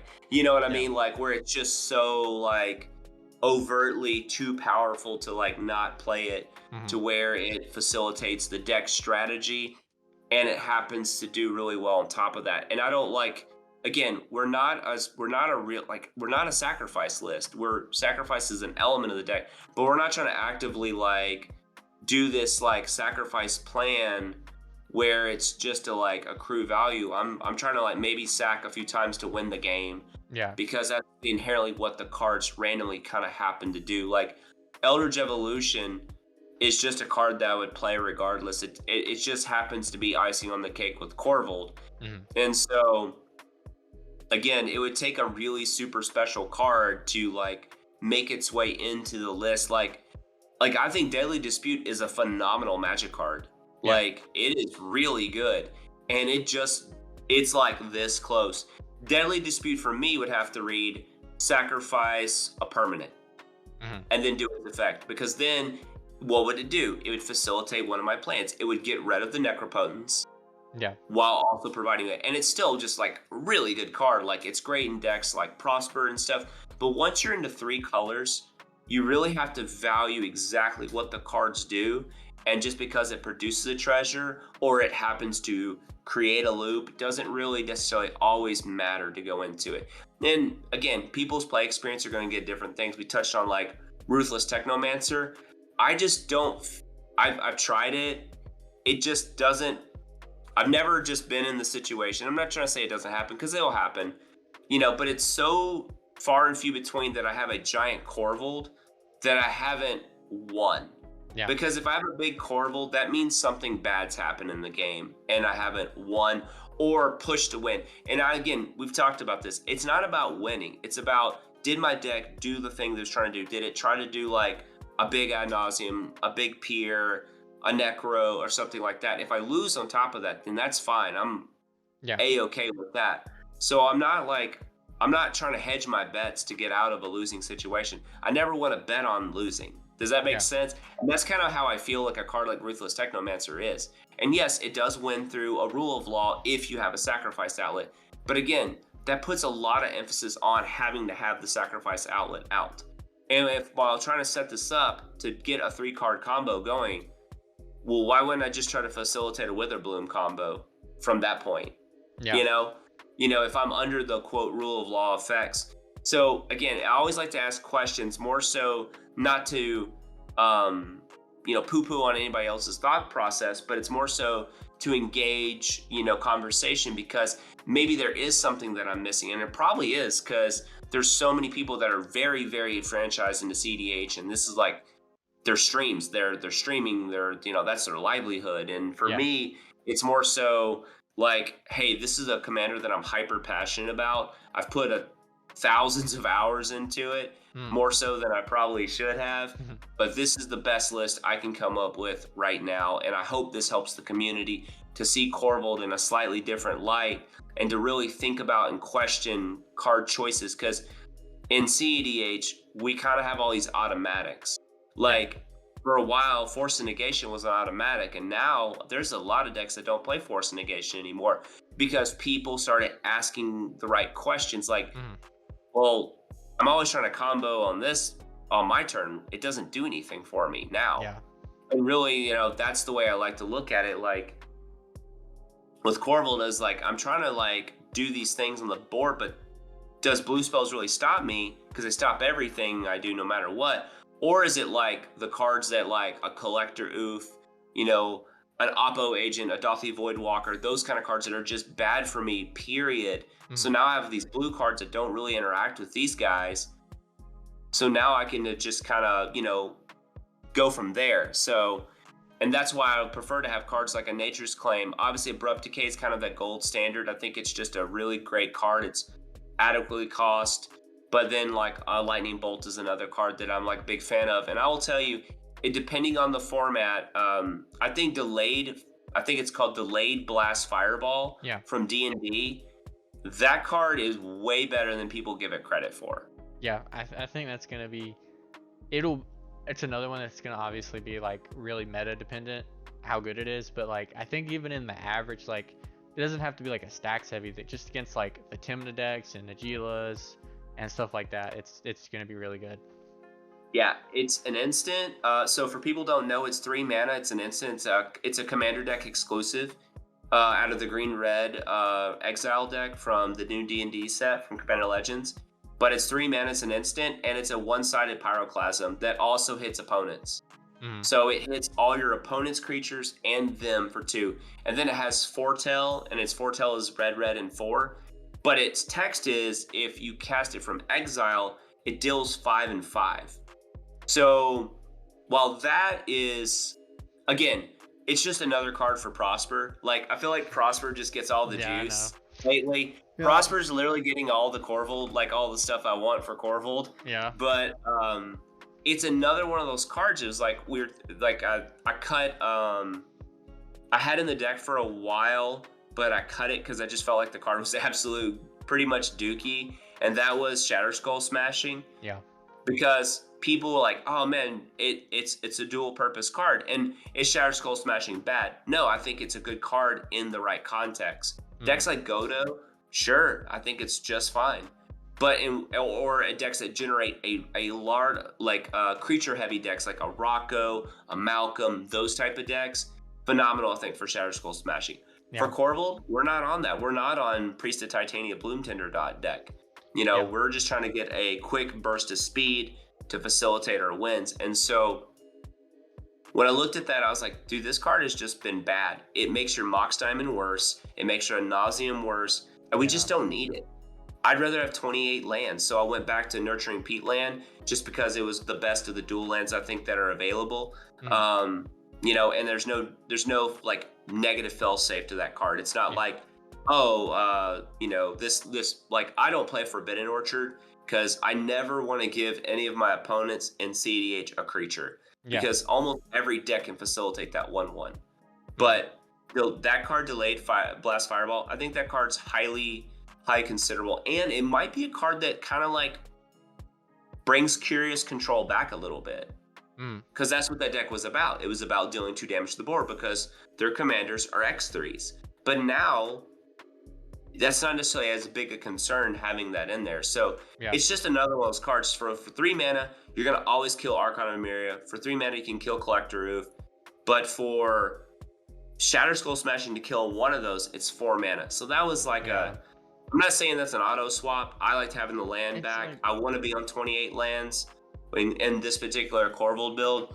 And honestly, I would have a basic forest if it wasn't for Beseju basically like eating that forest slot up. But that's another card I just think to look out for that's highly considerable. And another card real quick that I want to talk about is the Talisman slots, kind of the 2 mana rocks. Arcane Signet, that's kind of in there. I'll be playing around to see if like having another Talisman is better than the Felwar Stone or the Felwar Stone over like a second Talisman. Or depending on the deck and how the deck performs, maybe it's just Springleaf Drum. That's one of those cards because it's 1 mana, and sometimes your dorks, you want to use the mana immediately, and having that 1 mana might be better. So again, when we build like these 2 mana rock like mana bases, it's kind of like, okay, automatic Arcane Signet, Felwar Stone, 1 to 2 Talismans of some of your variety. Depending on how hard you go on your 2 mana rocks. And I just want to kind of question that. I'm not saying that it's wrong now because I play it, but I kind of want to just take a look at that and see, is it that big of a difference? Or is maybe just the Springleaf Drum being 1 mana that effectively better? Yeah, because it's like, it's easy to think like, okay, we don't care that much about we're not like super high density creatures for a green deck. We don't need Springleaf Drum, but it's also like, if you haven't played, 30 games or something with a Springleaf Drum that you get to see early on, it's hard to know like what is the real creature density we need to actually make that card good, and when is the stone, like the Felt, its upside is definitely a lot higher than like a Felwar Stone, which is very consistently just 2 mana, you get 1 mana back, whereas this can be like going mana neutral or being able to just like get it out earlier to make make it a little bit better than some of those other rocks. One thing I did want to mention is that it might matter the delayed fireball. It will also kill displacer kittens, which is the hot new the hot new thing. Potentially, we'll see how it turns out. So I didn't.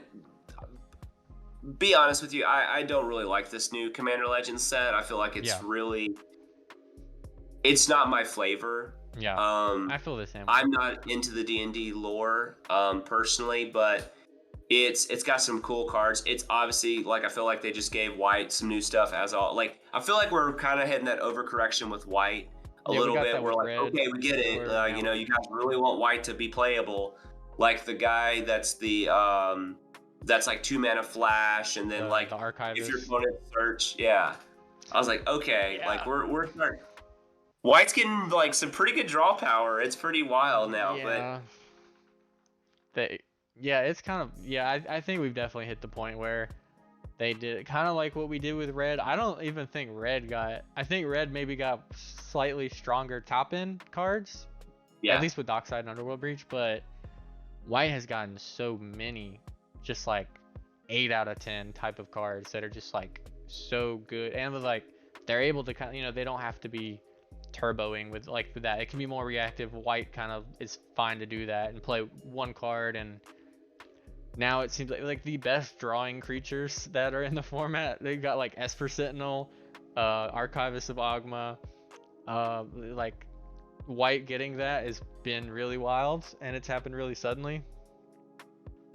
Yeah, and we talked about this when we first tried to record, and it was really an important. Well, you said it, and it's really stuck with me. What White does as a color, because everybody wants to talk about White's the worst color in Magic, because it's not drawing a billion cards or it's not doing this, but for what White actually does, if you actually played it to its strengths, it's more consistent and more powerful than what Red does. Now, Red might have Dockside, Breach, and Jessica's Will, and I don't even want to say like they're somewhere in there, but like outside of that, like if it wasn't for like a really like, I mean, Ragavan's good, it's great, it's a solid card. It's not like cEDH warping. Yeah, it's more and of it's a not support like piece. Commander warping either. Now in Dual Commander it was, but that's a different subject. But when we start dropping it down, it's like, man, dude, Red's really kind of like, you know, like, can we make a card that's better than Gamble finally? Because man, like I would love to not ever play Gamble. I hate that we didn't get. Why is there not an instant speed 1 mana top deck tutor for Red? Just whatever you have to do to make it make sense, do it. I don't care. Finish that cycle. Yeah, finish that cycle. Like, can we get that, please? But yeah, so I wanted to just touch on that, and from the player perspective, so I've got like my Corvold deck. It's like it's pretty like it's almost completely maxed out for like what the additions are. I mean, I don't have like a Judge promo Wheel of Fortune, but it's pretty close. It's like probably like 12 grand according to Moxfield, and pretty fortunate to actually physically own all those cards because I've just played Magic for a long time, and I've just been able to always like, you know, like I probably should pick up these lands before, you know, like they start spiking or something like that or whatnot. Yeah. But I am hoping for, and I haven't checked, but I'm really hoping for Double Masters is that we get a foil Tenderwall and a foil like Orcish Lumberjack. Please, I would really love that so much. Yeah. Because I don't know if you... Oh, I was just going to say, I know Dockside is one of the big ones people are expecting to see. I don't think that's been leaked officially, but that was like, once it wasn't in Commander Legends, people were like, okay, Double Masters, full art, foil, borderless, Dockside for $200. Oh, I'm a sucker. I'll totally get it. Like, I'll have to have it because I'll feel like my foil Dockside that's full art, etched or whatever, will make like way more treasures than it really does. Yeah. But yeah, like, so like today I just saw that it was leaked that there's in the new, they're about to drop another secret layer, of course. Yeah. And it's pretty fat. It's going to be nice. But foil Mystic Remora is one of the cards. Yeah, I saw that. So I'm like, okay, so we got Mystic Remora. They did Rhystic Study. You know, can we get, and it's crazy that I'm like begging for like Tenderwall. like culling the weak. I'm Yeah. like, can we There's a just have like lot. secret lair commander staples? Like, Yeah, there's a lot of cards that are like, they're not so expensive that people are like demanding a reprint, and they're not so widely played. But there's like a lot of commander staples that just like, you look them up and they got one printing, and you're like, how does this only have one? Like, yeah, there's a lot of just kind of random. They're played enough to where they should be reprinted, but it just the demand and where they put them, like they're too strong for standard. They're they're not legal in modern, so they don't stick them here or for whatever. But yeah, the other one I'm hoping for Imperial Steel sometime this year, next year, that would some, be a some great one, point.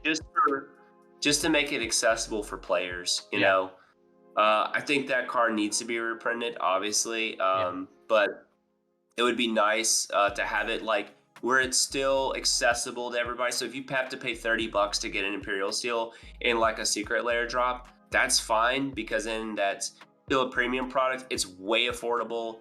You Yeah. could literally throw it with like Imperial Steel and like 4 boxes of Cracker Jacks, and people are still gonna get it. Yeah. You know, but yeah, so that's something I'd be excited for. For me specifically, do you have any questions about the particular build of the Mad King, or just that deck, or Corvold in general, in terms of like my philosophy or anything like that? Well, doing doing this twice, I feel like most of my questions got answered. And we did this once before that was like roughly 2 hours, and then we talked like another 2 hours afterwards.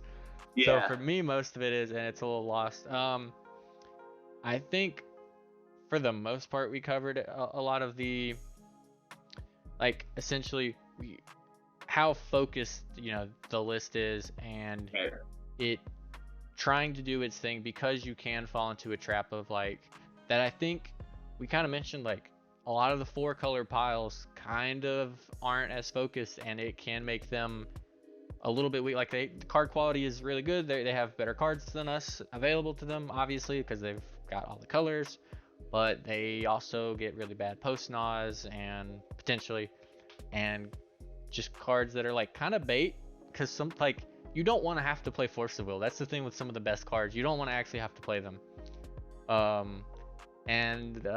This is like the worst card you can cast in this list is like Nature's Claim, where you're just like, Yeah. I don't, or a Dork. You're just like, Dork. I can't use this.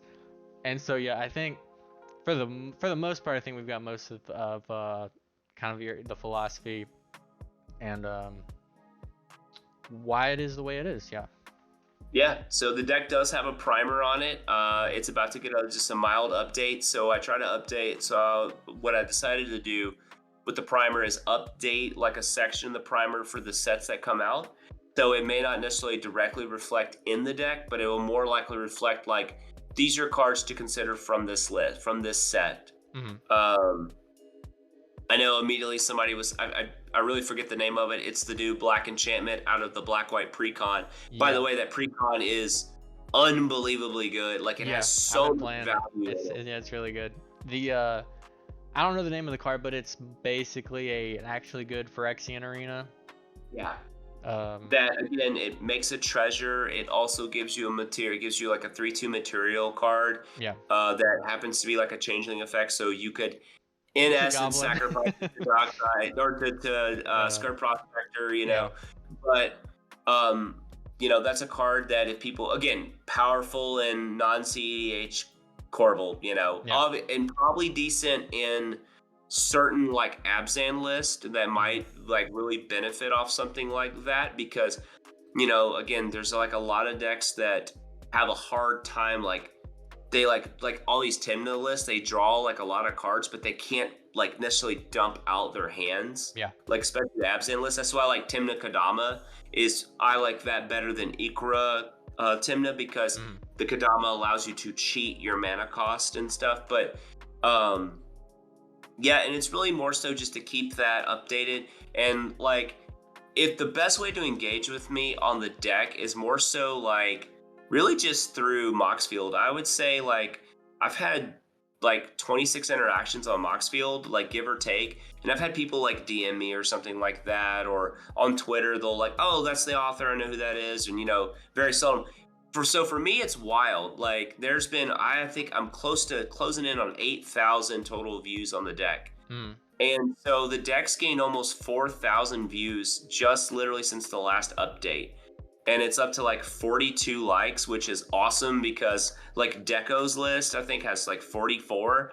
And Deco's list was on there for like ever. So I'm like, I'm gonna clips Deco and likes, but I'm already like, in terms of active Corvold decks, like I'm pretty up there in the view set, which is, that's how you become important. You get internet clout, just like that. That's what we were talking about. That was the whole plan. Yep. So now I can launch my own YouTube page. I'm like, well, hey, go check my deck out because of this. But it's more so just that's an easier way to interact or just private message me on Discord, because the one thing is like I'm all about open format communication with people. So if you want to like get different ideas and stuff, I think that's excellent. But when it comes to the author specific stuff, I would I wouldn't say necessarily they're always right, but I would listen to people who have played a deck a lot and curated a deck list with a primer, because they have a specific vision and view of what the deck is. Because while it is a Magic deck, I did put like a lot of time and effort into almost building it like kind of like this instrument. Like I want it to play a certain way. Like I wanted to make these certain sounds and notes and everything. It doesn't mean it doesn't have the ability to change and adapt, but I don't want to just arbitrarily like throw in something into the list because it just happens to be a good Magic card, and that can kind of work, but is it facilitating the game plan for what it's really trying to do? And I think that goes with all decks, so that's like, well, like right now, I'm gonna tell you the hardest deck for me to build right now is Rocco, because Rocco can it's go overwhelming. It's really overwhelming to try to build. Yeah. Like, and then like common rule of thumb for the long time was like your Hulk decks need to make sure they have like an outlet for Hulk, especially post flash, like in the command zone. But in reality, it's like, I don't think that's actually true. Like I think Minsk does a great job of that. Like, because Minsk is just, it gives you material. It happens to be a creature itself. So it's easy for your Hulk stuff. But like, I think as long as your deck has the appropriate amount of sacrifice outlets of that variety, especially like Abzan, but like I'm really looking at like, man, dude, Hulk actually fits really well into Rocco. Like, like it's easy to put a Greater Gargadon already in the deck to already do X this. It's easier to have like Alter Dimension to this, and then we're already on like some accelerant stuff like an Infernal Plunge. I was like, wait a minute, like let me take a look at it. Doesn't necessarily mean it's going to do that, but let me just go ahead and take a look at it. So, because it's already got the Karmic Guide stuff in it, it's easy to combo with Karmic Guide. Yeah. So, but yeah, Corvold's my baby. I would like to, like, ideally, this sounds, I don't know anybody really in that, but I would like to just strictly play in the MLC, but just only with Corvold. Oh wow. You have to get, because right now there's like 3 Corvold lists. If we could get like 4 in there that are different enough to where they let you draft them, you might be able to do it. Yeah. Bring back Food Chain. So the one thing about the MLC this year, they got to build their decks. So they basically draft the archetype, and then they got to build their decks and kind of stick with what the overarching archetype is. Yeah. And so I'm personally not, and this is by no means, because I know I'll probably get blasted on the internet for this, but I'm personally not a fan of the Corvold deck itself that was built for the MLC. It's got some cards that just don't facilitate what the deck's trying to do. And they used Braden's list, and I think it's also to my list. So my list came out like right after the update. I don't know why they just didn't wait 1 week to draft the decks so they could see the updated decks for the database, but yeah, that was kind of weird. I would be remiss to say that like I still think Braden's list is good, but like I don't think Grim Hireling fits in that deck at all. It doesn't make any sense. It's not what the deck's trying to accomplish, and it also doesn't strengthen that deck's weakness up, which is it doesn't have a true A+B, so that can just facilitate a win. It doesn't have to go through all these hoops and loops and all this generate infinite mana and cast Finale Devastation over and over again. While that's still a plan, and basically once you have it, you have it. you don't always have it. Like, what if your Dockside's only making 2 mana? What are you doing? Like, Yeah. that means that you're just kind of like doing nothing at that point with that deck. So I just would like to see, like, again, like some of the list, out there, just kind of get a little bit more representation. There's some really good Corvold lists. My Discord has a ton of different Corvold lists out there, and they're wild. And I think you're part of the Corvold Keep as well, right? Yeah. Yeah, so there's some like wild lists out there. There's like survival of the fittest lines, and I know Coco was really big on Villas for a while as a like a stacks breaker. I know like Mayhem Devil comes in and out of list for people, so there's really like feel like there's like 75 to 80ish cards that are mainstays for Corvold, and then there's 20 to 25, 30 cards that can facilitate that. And I think that's for a lot of cEDH decks. Like if I'm playing a Grixis shell, well, I might have two different styles of Grixis shell. Like I might have an Anala deck, and I might have insert Kess. There's going to be specific cards for Anala that Kess doesn't have, but there's probably 80 or so cards, give or take, that separate the two. Does that make sense? Yeah, you have like you kind of like, if you're going into certain color pairings, you're kind of going into them for this large selection of like really good stuff. Like most of the Grixis list we already know, like you're going to be on the Thoracle console, you're going to be on things like Underworld Breach, Brain Freeze, probably, like things that just like make your colors why you'd want to gravitate towards them, and or that are inherently really like what sets Anala apart is Anala gets these incredibly powerful synergies that make it like you kind of have to run certain cards, otherwise you're kind of wondering why you would run Anala, basically. Yeah. But so before we wrap it up, I want to pitch you this idea real quick. Okay. What do you think about red? It's a goblin, and it comes into play like Thassa's Oracle, and then hear me out. You do the effect, but if you win, you have the Thassa's Oracle win ability. But if you don't win, you actually lose the game. That would be really cool, actually. I don't think they would give it to. I think people hate Thassa's Oracle so much that they'd be terrified to make it. But especially in like Unfinity, I feel like that's the kind of card you could see them print there when that set comes out. Yeah. I think that's a lot more fair, because like I think the problem with Thoracle is the part of it that's easy to counter is the part of it that has downside. Like the Thoracle itself is hard to counter, but Tainted Pact or Demonic Consultation aren't. And so like if the downside was like you like that resolved most of the time, and then you were able to stifle the Thoracle effect, like then that's suddenly like an actual downside. Like currently Thoracle is just like sometimes I waste my combo piece and that's it. I don't get any downside. Like that would be a lot more fair, and also make it a lot more red, because red has to be a lot worse than blue most of the time. So that that would make it fair, I think. That would be a cool card. I'm okay with that. Hey, look, I'm always trying to like reach for the stars. I'm just like, man, I really just want some kind of like really sweet anti-silence effect for this deck that still just like, that like facilitates, and I want it to be to where it's not ubiquitous, where it's just like in every deck that can play it, but that's just me literally deep down being a traditional red mage at heart, where it's like, oh man, I just want something else. I'm tired of Thassa's Oracle. I think it's not because of the combo itself.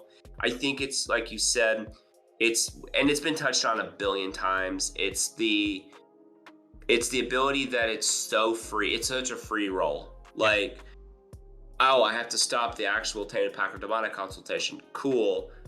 My deck is still there. You know what I'm saying? Like, it's like the Thassa's Oracle just comes in, it dies, whatever. You just reanimate it back, do it again, kind of thing. Like, there's no like downside to the actual combo, and you just happen to be in two of the two strongest colors. And it's 3 mana. Like, like you talked about, like how good would what would blue look like right now without Thassa's Oracle? Yeah, it's gonna be like, can say like Lab Man and all that stuff, but It's those way Lab different. Man isn't the same. Yeah, it's very different. I think you get more. It's gonna be a lot more grindy, like Thrasios list, I think, than it would be Turbo Grixis as much, because I think that lends itself, because of like, you're either gonna like need a new outlet where you're either just gonna straight up go into like some other type of win con, or you are willing to do Lab Man, which is a lot slower, and so you're able to like go into those sort of grindier things, which is kind of like where Blue was before Thassa's Oracle, Yeah. barring, you know, but yeah, so I think it'd be something like that, which is probably better. And also there might be we might get Goblin's Oracle, like you were saying. So it's hard to say, but yeah, we'll have to probably cut it short. I'm trying to get I got a stream they're wanting me on. You're good. But yeah, thank you for coming on again. I appreciate it. This one was just as much fun. Thank you guys for watching. We'll be doing a lot more of these episodes with content creators coming on, talking about their favorite cards and horrors. This has been Creatures and Graveyards. Thank you for watching.